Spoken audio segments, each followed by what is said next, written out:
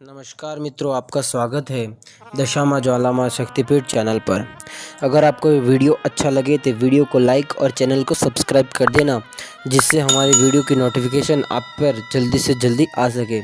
और हम इस चैनल पर अब कुछ नया लाने की कोशिश कर रहे हैं, जिससे आपको बहुत ही आनंद मिलेगा कि इस जो स्क्रीन पर दिख रहा है वैसे वीडियो अगर हम 100 सब्सक्राइबर्स हो जाएंगे तब से बनाएंगे। और यकीन मानिए मित्रों, ये बहुत ही शानदार वीडियो होंगे। और जिस देव पर आप कथा चाहते होंगे या वीडियो चाहते होंगे तो आपको वो मिल जाएगी। तो हम दशामा के 8वें दिन दिवासे की कथा शुरू करते हैं। एक राजा की 2 रानियाँ थीं। राजा की अति प्रिय रानी का नाम था लक्ष्मी देवी। इसी कारण राजा की सब दूसरी रानी पटरानी होने पर भी कुलक्ष्मी कहलाती थी। एक दिन लक्ष्मी रानी ने मान किया। वह काठ की पाटी ले मलिन वस्त्र पहन कोप भवन में जा लेटी। राजा ने उससे पूछा कि तुम चाहती क्या हो। वह बोली कि कुलक्ष्मी रानी को देश निकाला दे दो। राजा की प्यारी न होते हुए भी कुलक्ष्मी रानी पटरानी थी। लोक लज्जा के कारण उसे सहसा निकाल सकने से लाचार होकर राजा ने उन्हें नहर भेजने का निश्चय किया। उन्होंने रानी को एक पीनेस में सवार कराया और आप घोड़े पर सवार होकर साथ चले।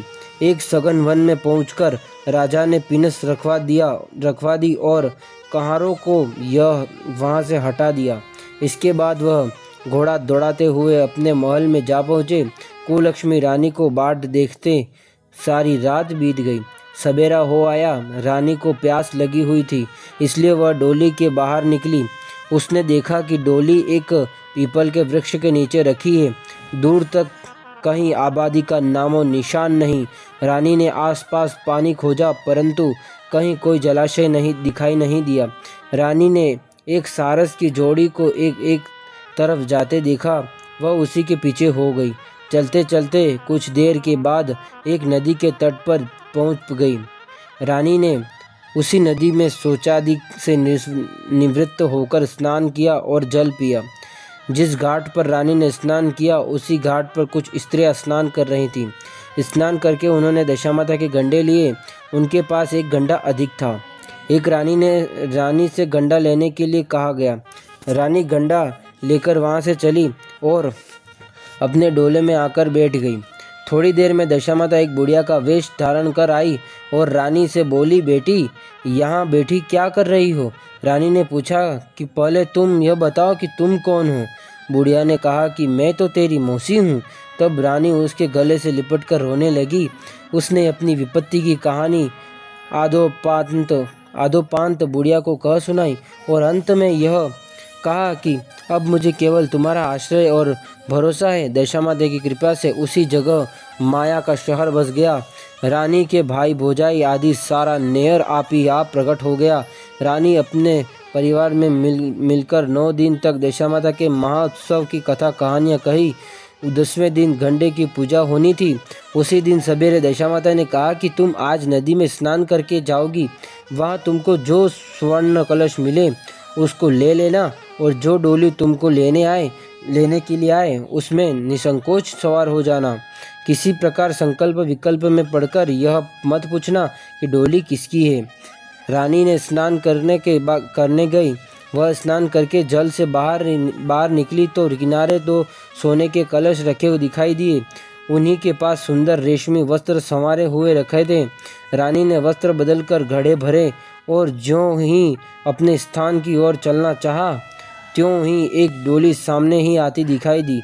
रानी समझ गई कि हो न हो इसी डोली के बारे में मौसी ने मुझे सूचना दी थी।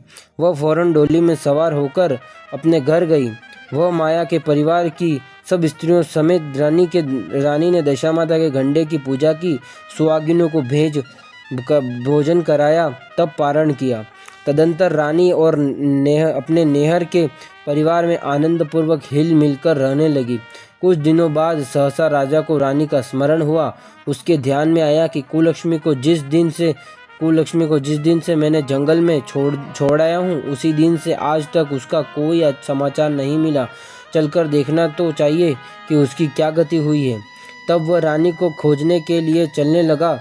तब मंत्रियों ने समझाया कि अब रानी आपसे मिलना नहीं हो सकता।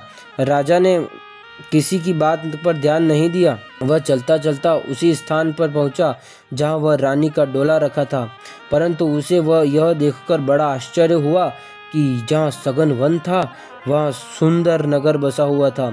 राजा के प्रश्न करने पर नगर के लोगों ने कहा कि यह कुलक्ष्मी रानी का नगर है। तब तो राजा और भी आश्चर्य में डूब गया।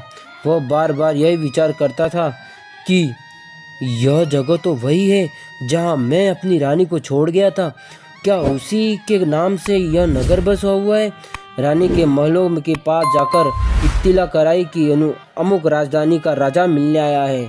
रानी राजा को पहचानकर उत्तर दिया कि मैं ऐसे दगाबाज राजा से नहीं मिलना चाहती, परंतु उसकी मौसी उसको समझाया कि पति परमेश्वर के बराबर होता है बेटा, उससे विमुख होकर कभी पीठ न दिखानी चाहिए। तुमको यही उचित है कि उनका स्वागत करो, यथाशक्ति सत्कार करो और नियम पूर्वक मिलो। रानी ने राजा को महल के भीतर बुलवाया और वहीं डेरे पर ठहराया। दोपहर को राजा भोजन करने गए। उनके साथ एक नाई था। वह भी राजा के समीप ही खाने को बैठा। रानी राजा तथा उस नाई को परोसने लगी। पहली बार ज्यों ही रानी ने नाई के सामने पत्तल रखी, त्यों ही उसने रायते का छींटा रानी के पैर पर डाल दिया। रानी ने उसकी इस क्रिया को नहीं जाना। दूसरी बार रानी परोसने आई, तब दूसरी पोशाक पहनकर आई। राजा मन में सोचने लगा कि यहाँ तो एक क्या है, कई रानियाँ हैं। एक क्या, कई रानियाँ, सभी एक सी हैं। इनमें यदि मेरी रानी हो तो मैं उसे पहचान नहीं सकता। डेरे पर आकर राजा ने नाई से कहा कि यहाँ तो कई रानियाँ हैं, यह कैसे मालूम हो कि अपनी रानी कौन है? नाई बोला कि रानी तो एक ही है, वह पोशाकें बदल बदल कर परोसने आई, इससे आपको भ्रम हुआ है। राजा ने पूछा कि तूने कैसे जाना कि रानी एक ही है? वह बोला कि मैंने पहले ही रानी के पैर पर रायते का छींटा डाल दिया था। जब दूसरी बार वह परोसने आई तब भी उसके पैर पर वह छींटा पड़ा था, और जब तीसरी बार आई तब भी छींटा था। बदस्तूर देखा। इसी बीच रानी ने राजा को अपने महल में बुलाया। वह सेज सजी हुई थी, उसी पर राजा को बिठाकर उसने पान दिए। राजा लेट गया। रानी पैर दबाने लगी। तब राजा ने कहा कि रानी, बहुत दिन हो गए हैं, अब राजधानी को चलो। रानी ने जवाब दिया कि मैं नहीं जाती। उस दिन की याद कीजिए, मैंने ऐसा क्या अपराध किया था जिसके कारण आपने मुझे बनवास दिया? आपने जिस सोच की बात मानकर मेरा अनादर किया था, अब उसी को लिए हुए बैठे रहिए। आप तो मेरा सर्वनाश कर चुके थे। तब तो यह तो सब मेरी मौसी की बदौलत है कि मैं जीती बच गई। इस पर राजा ने रानी को बहुत समझाया और अपने लिए किए पर पछतावा करते हुए माफ़ी मांगी। तब रानी बोली कि मैं केवल एक शर्त पर आपके साथ चल सकती हूँ। आप मेरी मौसी से यह वरदान मांगिए कि यह शहर और यह बाग बगीचे आपकी राजधानी के समीप पहुँच जाए, जिससे जब मेरा जी चाहेगा आपके महल में रहूं, और जब जी चाहे तब मौसी के दिए हुए महल में चली जाऊं। मेरी मौसी बड़ी दयावान है और बड़ी भोली भाली हैं। संभव है कि वह आपकी बात को न टालें।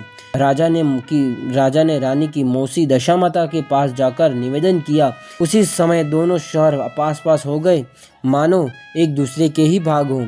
राजा ने दशामाता की कृपा का प्रभाव जानकर शहर भर में ढिंढोरा पिटवा दिया कि अब से सभी लोग दशामाता की पूजा किया करेंगे। भगवती दशामाता ने कुलक्ष्मी रानी पर जैसी कृपा की, वैसी आपत्ति में पड़ी हुई सब स्त्रियों की कृपा करें और इनको ठिकाने लगाए। बोलो दशा मात की जय, बोलो ज्वाला मात की जय, बोलो सांवरिया सेठ की जय।